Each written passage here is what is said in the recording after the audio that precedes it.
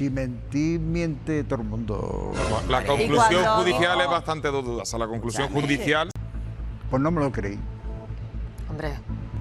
No me lo creí. De ella diciendo eso, yo no me lo creí. Pero entonces han mentido los médicos. Entonces dices que han mentido también los médicos. O sea, han hecho un informe falso. Miente todo el mundo. La conclusión judicial es bastante dudosa. La conclusión. Porque Amador ya no tiene nada que perder. Estuvo al borde de la muerte hace unos meses. Y cuando miras a la muerte a los ojos, se te quitan todos los miedos. Especialmente el miedo a un abogado que amenaza con demandar pero nunca lo hace. Porque esa es la gran verdad que nadie ha querido decir en televisión hasta ahora. Fidel Albiac lleva años amenazando a medios, a colaboradores, a familiares. Pero cuando llega el momento de presentar una demanda de verdad, cuando toca ir a un juzgado y poner las cartas sobre la mesa, desaparece. Porque sabe que en un juicio tendría que demostrar cosas, tendría que explicar dónde está el dinero, tendría que justificar decisiones, y eso no le conviene mucho más el silencio, le conviene que todo el mundo hable de Rocío Carrasco mientras él se esconde detrás. Pero ese juego se acabó. Telecinco ha decidido que es hora de cambiar el foco, y no es casualidad, no es un capricho de los productores, es estrategia pura y dura. Llevan meses dando vueltas al mismo tema. Rocío Carrasco esto, Rocío Carrasco lo otro, los documentales, las lágrimas, los testimonios. Y la audiencia está cansada, porque ya lo sabemos todo, ya conocemos su versión, ya hemos escuchado las acusaciones contra Antonio David 1000 veces. ¿Y qué más? ¿Dónde está la novedad? No la hay. La historia da vueltas sobre sí misma como un perro persiguiendo su propia cola. Por eso necesitan sangre fresca, necesitan un nuevo villano, o mejor dicho, necesitan sacar a la luz al villano que siempre estuvo ahí, pero al que nadie se atrevía a tocar. Fidel Albiac es el as en la manga que Telecinco lleva guardando desde hace tiempo. Y ahora van a jugarlo, porque saben que si consiguen que la familia hable, si logran que Amador cuente lo que sabe, pueden generar algo mucho más grande. Pueden conseguir que Rocío Flores rompa su silencio. Y ese es el verdadero premio gordo. Rocío Flores sentada en un plató, contando lo que vivió en esa casa, lo que vio, lo que sufrió. Eso es audiencia garantizada. Eso es lo que hace que Telecinco se frote las manos, pero para llegar ahí, primero tienen que preparar el terreno. Tienen que empezar a hablar de Fidel, tienen que quitarle esa aureola de personaje intocable, tienen que convertirlo en lo que realmente es, un tipo con muchas preguntas sin respuesta. La entrevista de Amador Mohedano del viernes pasado fue solo el aperitivo. Una entrevista breve, casi telegráfica, donde se tocaron 3 temas: Rocío Flores, Antonio David y los Mohedano. Pero entre líneas, para quien sabe leer, había un mensaje muy claro. Fidel Albiac está en el punto de mira. Y la semana que viene va a empezar el verdadero espectáculo, porque Amador ha avisado que va a contar cosas que nunca ha contado, cosas que tiene documentadas. Y créeme, después de escuchar esa entrevista, yo me he quedado con la sensación de que esto va a ser brutal.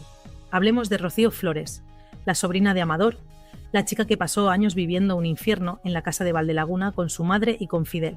Amador lo dejó muy claro, su sobrina ha tenido una depresión de caballo. Cada vez que alguien le menciona ese tema, se pone a llorar como una Magdalena. No puede ni hablar de ello. ¿Y sabes por qué? Porque lo que vivió allí fue tan traumático, tan demoledor, que ni siquiera con el paso del tiempo ha conseguido procesarlo.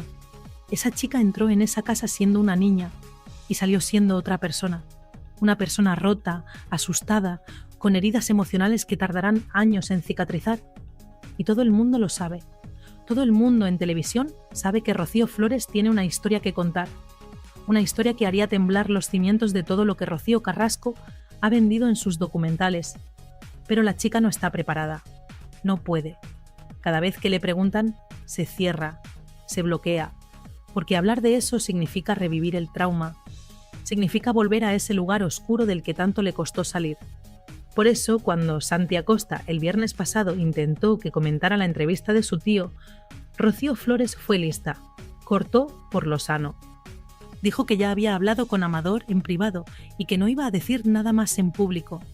Y actuó bien, porque lo último que necesita esa chica es que la presionen para contar algo que todavía le duele tanto. Pero Telecinco no se rinde. Saben que si consiguen crear el ambiente adecuado, si logran que primero hablen otros, Rocío Flores acabará dando el paso. Es cuestión de tiempo y de estrategia. Por eso van a empezar por Amador, Amador va a contar su parte, va a explicar cómo Fidel entró en esa familia y lo cambió todo, cómo una Rocío Carrasco que antes era de una manera, de repente se transformó en otra persona completamente diferente. Y después, cuando el terreno esté abonado, irán a por el testimonio gordo, el de Rocío Flores. Amador fue muy claro en un punto, dijo que Rocío Flores nunca ha hablado mal de su madre. Lo que ha hecho es lanzar reproches, y hay una diferencia enorme entre ambas cosas. Hablar mal es ensañarse, es atacar gratuitamente, es intentar hacer daño. Un reproche es señalar algo que te ha dolido, algo que consideras injusto, algo que esperas que cambie. Cuando Rocío Flores estuvo en Supervivientes y se echó a llorar porque su madre no le había llamado durante la pandemia, eso no fue hablar mal, fue decir, oye, me hubiera gustado que te preocuparas por mí. Es legítimo, es humano, es lo que cualquier hijo esperaría de su madre. Pero vivimos en la sociedad de los ofendiditos, donde todo el mundo se ofende por todo, donde no puedes decir nada sin que alguien salte diciendo que le has faltado al respeto. Y esa mentalidad es tóxica, es absurda, porque llegará un momento en que no podremos comunicarnos, en que tendremos que hablar con señas para no ofender a nadie. Y eso es ridículo. Antonio David Flores. Ahí está otro tema que Amador aclaró y que mucha gente no quiere escuchar. Resulta que la gran mentira de que Antonio David impedía que Rocío viera a sus hijos es exactamente eso, una mentira. Amador lo confirmó. Antonio David se ha esforzado muchísimo para que Rocío y David pudieran retomar la relación con su madre. Ha facilitado contactos, ha intentado tender puentes, ha hecho todo lo posible para que esos niños no perdieran a su madre. Pero Rocío Carrasco no quiere, y no quiere porque Fidel no quiere. Porque mientras Anabel Dueñas esté viviendo en esa casa, mientras haya testigos de lo que allí pasa, ellos no pueden permitir que los niños vuelvan. ¿Por qué? ¿Qué pasa en esa casa que no puede ver nadie? ¿Qué secretos se esconden entre esas paredes? Porque si todo fuera tan idílico como venden, si todo fuera tan maravilloso, no habría problema en que los hijos volvieran, no habría problema en que la familia visitara, no habría problema en abrir las puertas. Pero las puertas están cerradas con llave y nadie puede entrar. Eso huele mal. Eso huele muy mal. Amador también desmontó otra gran mentira, la del contubernio entre los Mohedano y los Flores, esa teoría conspiratoria que vendió Rocío Carrasco de que todos se juntaban después de cenar para hacer llamadas grupales y organizarse para hacerle la vida imposible. Mentira. Rotunda mentira. Rocío Flores estuvo años sin tener relación con la familia materna, desde que murió Rocío Jurado hasta que cumplió 18 años, 4 años después de irse a vivir con su padre, o sea, prácticamente una década sin contacto. ¿Y cómo iban a organizarse para conspirar contra Rocío Carrasco si ni siquiera se hablaban? Rocío Carrasco les prohibió a los Mohedano llamar a su casa, les prohibió hablar con sus sobrinos, los aisló completamente. Y el aislamiento, que quede claro, es una de las técnicas de manipulación psicológica más violentas que existen. Cuando aíslas a alguien de su familia, de sus amigos, de su red de apoyo, esa persona queda completamente vulnerable, completamente dependiente de ti. Y eso es lo que pasó con esos niños. Los aislaron, los cortaron de su familia materna, y cuando quisieron retomar el contacto, tuvieron que esperar a ser mayores de edad, a que nadie pudiera impedírselo. Y aquí viene lo importante. Cuando Rocío Flores cumplió 18 años y decidió volver a hablar con los Mohedano, ¿quién facilitó ese contacto? Antonio David, el supuesto maltratador, el supuesto manipulador, el hombre al que acusan de separar a los niños de su madre. Fue él quien dijo, ve con tu familia materna, reconstruye esos lazos, porque él entendía que esos niños necesitaban a su familia completa, no solo la paterna, también la materna, y actuó en consecuencia. Pero claro, esa versión no vende, esa versión no encaja con el relato que se ha construido, porque si Antonio David es el bueno, si Antonio David es quien ha facilitado las cosas, entonces todo el castillo de naipes se derrumba. Y hay demasiados intereses para que eso pase, demasiada gente se ha mojado, demasiados han apostado por una versión, y reconocer que estaban equivocados sería demasiado doloroso, demasiado humillante. Imagina ser Carlota Corredera. Imagina haberte tirado años defendiendo una versión, llorando en directo, poniendo la mano en el fuego por Rocío Carrasco, y que de repente resulte que todo era mentira, que Antonio David decía la verdad, que la familia tenía razón. ¿Cómo lo gestionas? ¿Cómo miras a la cámara y dices, ¿me equivoqué? No puedes. Es imposible, por eso seguirán defendiendo lo indefendible, por eso seguirán atacando a quien haga falta, porque admitir el error sería admitir que has destrozado la vida de personas inocentes, y eso no se puede vivir con ello. María Patiño, otro tanto. Jorge Javier Vázquez, lo mismo. Todos metidos en el mismo barco, todos comprometidos con una narrativa. Y cuando esa narrativa empieza a hacer aguas, cuando empiezan a aparecer grietas, la única opción es taparlas como sea, gritar más fuerte, atacar más duro, descalificar a quien se atreva a cuestionar. Porque si dejas que entre la duda, si permites que la gente piense por sí misma, todo se desmorona. Y ahora viene lo gordo. Lo que Amador va a contar la semana que viene. La historia de Rocío Siempre. El especial de Televisión Española donde Rocío Jurado hizo su última actuación. Una mujer con el cáncer de páncreas en fase terminal, con dolores insoportables, delgadísima, muriendo. Y la arrastraron a un escenario. Literalmente la arrastraron. ¿Quién es? Fidel Albiac y Rocío Carrasco. ¿Por qué? Por dinero, por la herencia. Aquí está el kit de la cuestión. Rocío Jurado se estaba muriendo en el hospital de Houston, un hospital carísimo. Los tratamientos, las operaciones, los cuidados, todo sumaba una fortuna. Y Fidel y Rocío sabían que cuando ella muriera, ellos iban a heredar. Eran los herederos universales, pero si heredaban con deudas, la herencia se reducía. Así que necesitaban que Rocío Jurado dejara todos los gastos del hospital pagados antes de morir. Y para eso necesitaban que actuara una última vez, que cobrara un último caché, que dejara todo saldado para que ellos pudieran quedarse la herencia limpia. ¿Y Amador? Amador era el representante de Rocío Jurado. Él se encargaba de sus actuaciones, él cobraba un porcentaje, pero sobre todo él protegía a su hermana. Y si Amador se enteraba de que estaban organizando esa actuación, iba a decir que ni de coña, que su hermana no estaba en condiciones, que era una barbaridad, que se estaba muriendo y lo último que necesitaba era un escenario. Así que Fidel y Rocío hicieron lo que mejor saben hacer, saltarse a Amador, ir a sus espaldas, hablar directamente con gente de Televisión Española, presionar a Rocío Jurado, convencerla de que tenía que hacerlo. Seguramente le vendieron el cuento de que era por los nietos, de que Rocío y David necesitaban ese dinero, de que no podía dejarlos sin nada. Y la pobre mujer, enferma, débil, confundida, accedió. Cuando Amador se enteró, fue a hablar con su hermana. Le dijo que aquello era una locura, que no iba a ir a la gala porque no podía ver cómo la explotaban. Y Rocío Jurado, la mujer más grande que ha dado este país, se puso de rodillas. Se puso de rodillas delante de su hermano y le suplicó que fuera. Le dijo que si él no iba, ella no salía al escenario. Y Amador cedió, porque no podía ver a su hermana así, porque ya estaba todo montado, porque no quería que sus últimos días fueran un conflicto. Pero eso no quita que lo que Fidel y Rocío hicieron sea una canallada, una barbaridad, una falta de respeto absoluta. Arrastrar a una mujer moribunda a un escenario para que tú puedas heredar sin deudas es de ser un desalmado, un sinvergüenza, un psicópata. No hay otra palabra. Y eso es lo que Amador va a contar con pelos y señales, con fechas, con nombres, con todo. Y después viene el tema del museo, el centro de interpretación de Rocío Jurado en Chipiona. Otra historia turbia, otra serie de movidas raras. Amador montó ese museo, se dejó la piel. Trabajó gratis porque era el último deseo de su hermana. Rocío Jurado, antes de morir, le pidió que hiciera realidad ese proyecto. Y él lo hizo, sin cobrar, por amor, por respeto a la memoria de su hermana. Pero cuando todo estuvo montado, cuando todo estaba listo, lo echaron. Lo echaron con una patada.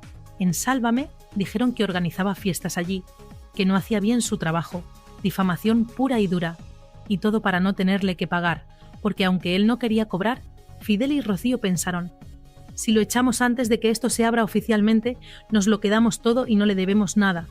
Y lo curioso es que, en 2015, cuando echaron a Amador, Rocío Carrasco llamó en directo a Sálvame para defenderlo, para decir que su tío había hecho un trabajo impecable, que se había dejado la piel, que todo estaba perfecto.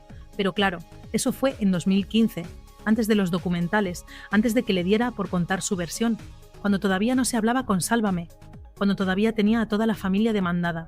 Pero después todo cambió, después Rocío Carrasco y Sálvame se hicieron íntimos. Y entonces la versión cambió. Entonces Amador pasó de ser el tío que se dejó la piel a ser el villano que intentó aprovecharse. La narrativa se adapta según conviene, la verdad es lo de menos. Y luego está el tema de las deudas, porque resulta que Fidel y Rocío no podían firmar el contrato con el Ayuntamiento de Chipiona. ¿Por qué? Porque debían dinero, mucho dinero, a Hacienda, a la Seguridad Social, a otros ayuntamientos, y la Ley de Contratación de la Administración Pública lo prohíbe. Si tienes deudas con organismos públicos, no puedes firmar contratos con ayuntamientos. Es así de simple. Por eso tardaron tanto en abrir el museo, por eso pusieron tantas pegas. No era por el dinero que pedían. Bueno, también, pedían 30.000 euros y el 20% de las entradas. Una barbaridad. Pero sobre todo era porque necesitaban saldar esas deudas primero. Y para saldar esas deudas hicieron los documentales. Rocío, contar la mentira para pagar Hacienda, así de claro. Y hubo una cláusula oculta, una cláusula que no se ha hecho pública, pero que todo el mundo conoce. Rocío Carrasco firmó el contrato con el Ayuntamiento de Chipiona con una condición. Mi familia no pisa el museo. No los quiero en los actos, no los quiero en los homenajes. Nada. Y el alcalde, Luis Mario Aparcero, aceptó. Porque quería su museo, porque quería el rédito político, porque le daba igual sacrificar a la familia de Rocío Jurado.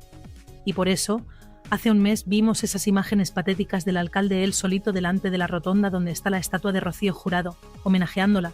Él solo, como si fuera su hijo, sin familia, sin amigos, sin nadie. Un esperpento, una cosa digna de llorar, porque eso no es homenajear a nadie.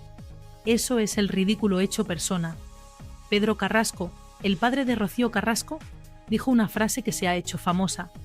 María Teresa Campos le preguntó por Fidel Albiac en una entrevista, y él contestó: yo sé tanto que sé hasta callarme. Esa frase es demoledora, porque viene a decir: sé cosas que si las contara se armaría la mundial, pero no las voy a contar, me las voy a llevar a la tumba. Y se las llevó.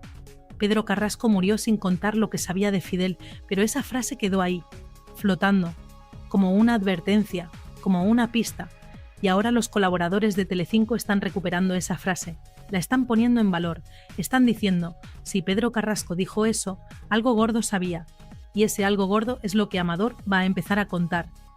Porque Amador también sabe, Amador ha visto, Amador ha estado ahí desde el principio, desde que Fidel apareció en escena y todo empezó a torcerse. Ángela Portero y José Antonio León ya lo dejaron claro al final del programa. Aquí de lo que hay que hablar es de Fidel Albiac, porque el problema no es Rocío Carrasco, el problema es quién está detrás de Rocío Carrasco, quién la maneja, quién toma las decisiones. Amador dice que su sobrina era de una manera antes de que Fidel entrara en su vida, y que ahora es completamente diferente, que no la reconoce, que parece otra persona. Y Amador está convencido de una cosa. Dice que el día que Fidel no esté con Rocío Carrasco, ella volverá con su familia. Yo no lo tengo tan claro. Yo creo que si eso pasa, será por interés. Porque una persona que arrastra a su madre moribunda por un escenario por dinero, una persona capaz de eso, es capaz de cualquier cosa, incluido fingir un arrepentimiento si le conviene. Rocío Flores y David Flores tuvieron mala suerte con su madre. Esa es la realidad. Por mucho que se eduque a los hijos, la personalidad también influye. Rocío Jurado educó a Rocío Carrasco, le dio todo, le dio amor, oportunidades, una vida privilegiada, y aún así, Rocío Carrasco es como es. Porque a veces la genética pesa más que la educación, a veces hay algo roto por dentro que no se puede arreglar. Telecinco tiene un plan muy claro. Quieren que la familia empiece a hablar de Fidel, quieren crear un ambiente donde Rocío Flores se sienta respaldada, donde vea que no está sola, donde entienda que si ella habla, la van a creer. Porque Telecinco sabe que si Rocío Flores se sienta una noche y cuenta lo que vivió con Fidel Albiac, revientan la audiencia.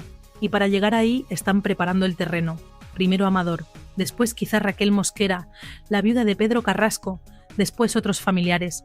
Ir poco a poco, ir soltando información, ir creando una narrativa donde Fidel sea el villano. Y cuando el momento esté maduro, cuando la presión sea insostenible, Rocío Flores dará el paso. Porque ella tiene la bomba. Ella sabe lo que pasó. Ella vivió allí. Ella vio cosas que nadie más ha visto. Y cuando hable, cuando cuente su verdad, todo lo que Rocío Carrasco ha construido se va a desmoronar. Todo. Los documentales, las lágrimas, las acusaciones, todo. Porque la versión de una hija que vivió el infierno pesa más que la versión de una madre que ha mentido sistemáticamente. Y Fidel lo sabe.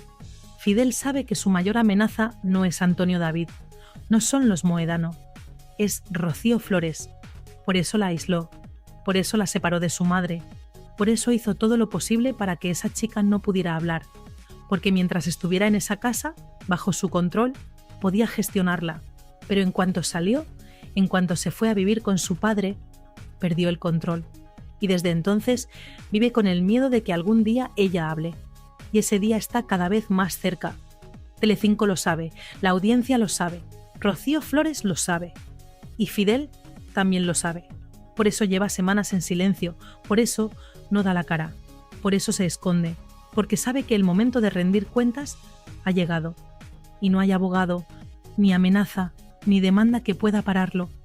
La semana que viene, cuando Amador se siente en ese plató, va a empezar el fin de Fidel Albiac, va a empezar a desmoronarse la mentira, va a empezar a salir la verdad. Y créeme, va a ser brutal, va a ser incómodo, va a generar polémica, pero sobre todo va a ser necesario, porque han pasado 20 años de manipulación, de mentiras, de familias rotas, y ya es hora de que alguien ponga las cosas en su sitio. Fidel Albiac entró en esa familia y la destruyó. Separó a una madre de sus hijos, aisló a Rocío Carrasco de toda su familia materna, arrastró a Rocío Jurado moribunda a un escenario por dinero, expulsó a Amador del museo que él mismo había montado, y todo este tiempo se ha ido de rositas. Nadie le ha tocado, nadie se ha atrevido, por miedo, por comodidad, por lo que sea. Pero ese tiempo se acabó. La historia está a punto de cambiar. Y cuando cambie, cuando la verdad salga a la luz, muchos van a tener que dar explicaciones, muchos van a tener que mirar hacia otro lado avergonzados, porque han participado en esta farsa, han contribuido a esta mentira, y eso no se olvida. Rocío Jurado se merece que se cuente la verdad, se merece que se sepa cómo la trataron en sus últimos días. Pedro Carrasco se merece que se entienda por qué dijo aquella frase. Los mojedanos se merecen que se les pida perdón por haberlos llamado jauría de perros. Antonio David se merece que se reconozca que no era el monstruo que pintaron.